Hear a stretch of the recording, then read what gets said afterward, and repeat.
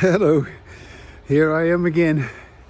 I'm going to make another video and guess where I am?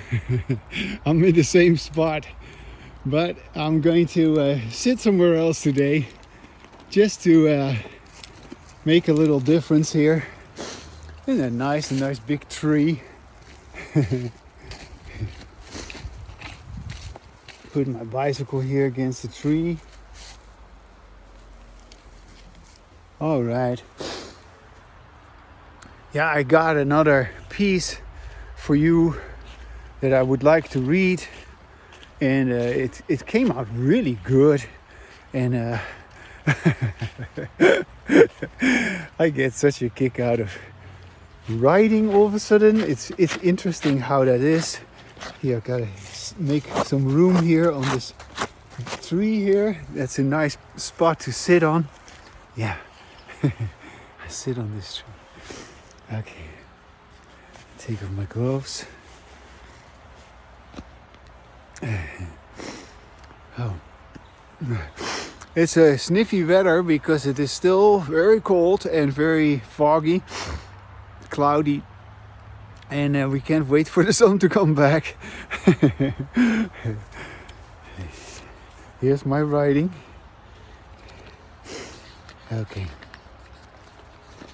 All right, here we go. A habit has been created. Oh, wait, I gotta put on my glasses, otherwise I can hardly read. I can read it. Oh, shoot, now my glasses are all fogged up. Hold on a second, I just need to wipe my glasses clean first. Just a second. Yeah, this is weather in which these glasses, they fog up really quickly. All right, here I am. Yes, a habit has been created. This text was written with the purpose to be read by me in the same place, yes, here, the same place, where there are benches for a potential audience. Yes. Yeah. So I like that scene where there are benches for this potential audience, but I am the only one who's here. Yeah, that is it. I like it like that. It signifies the importance of listening to myself while I speak, which is enhanced by this situation. Do you get it? Today's text, however, is different from previous texts because I can say something today which is kind of difficult to describe, and that is why I take extra long pauses. Okay, ... Extra long pauses. I take extra long pauses to let the words appear which point out why first writing these words made it possible to say them in the way that I do right now. So while I wrote these words,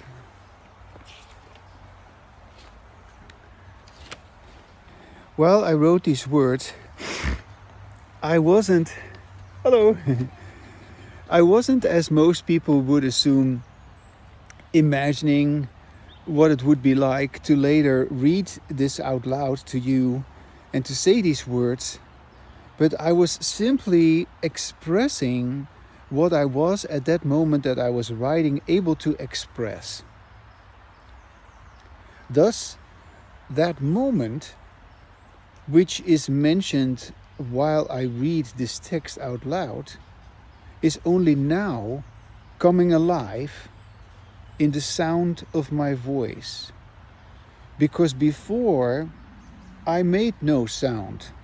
I made no sound other than the scratching of my pen on the paper. So, although I was not imagining what it would be like to read this text out loud, I knew that I was going to read it, and I knew it was going to be different to read and hear this text instead of writing and reading this text. That difference, that is what I am addressing today. And obviously, what I wrote is in the past, but I read it. I read it now, yeah, and I say it, and I hear it now, yeah. So what I wrote, it is in the past, but now that I am saying it, I read it to you, and I say it, and I hear it now. Yeah? And because of this effect, there is probably a little bigger chance that anyone who hears this, who listens to this video, gets the importance of listening to yourself while you speak and consequently using language correctly. Yeah, I've been saying this a couple of times now, but it is really about the correct way of using language. The incorrect use of language, in which we don't listen to ourselves while we speak, what I call disembodied language, is based on a sense of forgetfulness, which is much bigger than what anyone with disembodied language has ever admitted. Only once you have embodied language do you begin to recognize why you were not listening to yourself in disembodied language. You have never allowed yourself to express what is in the moment in disembodied language. Yes, you may have practiced some phony exercise, yeah, some mindfulness exercise or some meditation or something, yeah. But you have endlessly strained yourself to be present, to be in control, to pay attention, to get it, to make yourself do all sorts of things, and all your effort, all your forcefulness, yeah, because you're forcing yourself, all your movement away from who you are, have made you insensitive to how you sound, because, yeah, here comes the conclusion, because you don't like how you sound. You don't like to hear your own negativity. So you don't listen while you speak because you don't like to hear your own stress, your anxiety, worry, fear and hatred, your jealousy, pretension and phoniness. And once you have embodied language, you can finally acknowledge that you just couldn't listen to yourself in disembodied language. And you could only begin to listen to yourself if you would prepare yourself to actually do so. This writing is also a preparation for me to say what I say today. I'm not saying what I wrote yesterday. I'm saying what I am capable of saying today. Yeah? So although I am reading to you the text from yesterday, I'm still saying to you what I'm capable of saying today. And I'm saying what I'm saying today, this is another important point. I'm saying what I'm saying today because of what I have said and written yesterday, and all the way back to the early stages of my language development, my verbal development, in which I learned to speak and later learned how to read and write. So what I am describing today is actually the process of neural behavioral chaining that makes it possible to use language in such a way that I can be without language. So when I stop speaking, there's nothing to listen to. Yeah, And when I stop writing, there's nothing to read. My language, which at some point in my childhood began to emerge, it can again return to the nothingness from whence it came. And the correct use of language, of embodied language, it does this by itself, effortlessly, naturally. So stated differently, the way in which we use our language in embodied language is totally different from how we use our language in disembodied language. In embodied language, our clear descriptions are self-regulating. Yeah, it regulates your nervous system. But in disembodied language, our contradictory nonsense, yeah, because we have all sorts of beliefs which are false, our contradictory nonsense, such as the illusion of inner language, yeah, this is the biggest belief, that we believe language to occur inside of us and that we have a mind, that is false. Yeah, and that is what dysregulates us, because it creates conflict.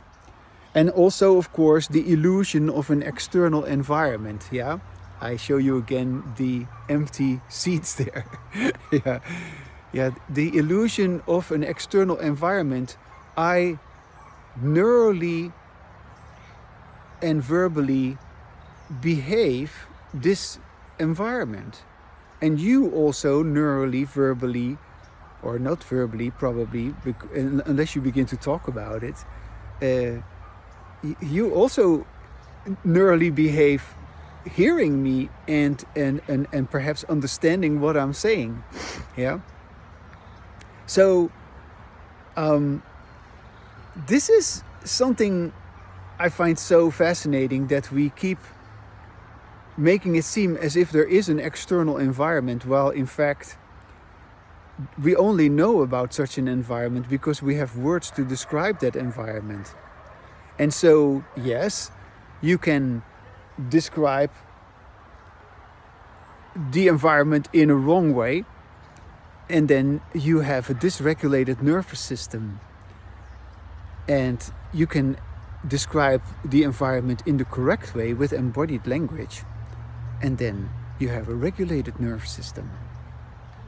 Thus distorting the neural behavioral chains which I properly have expressed, thus distorting the neurobehavioral chains which, if properly addressed, would satisfyingly reveal to us why things are as they are, I express with ongoing embodied language my language enlightenment, because my individually lived experience is understood by me. So, okay, I gotta backtrack here a little bit. There is, of course, in disembodied language, in which we do not listen to ourselves while we speak, there is this distortion of the neural behavioral chain. But if this neural behavioral chain of how things are and how things came to be, if that is properly expressed, satisfyingly expressed, yeah, to our heart's content, so to speak, then it would reveal to us why things are the way they are. And we would understand ourselves, we would understand our individually lived experience, and we would then express with our ongoing embodied language our language enlightenment. In disembodied language, the lack of self-listening is therefore due to a lack of self-knowledge. Yeah. And this self-knowledge is now spoken because it was first written, which once again indicates the irrefutable, overt nature of language. Yeah. So, that was that. Okay. And as you can tell, I've stopped reading, I've stopped talking.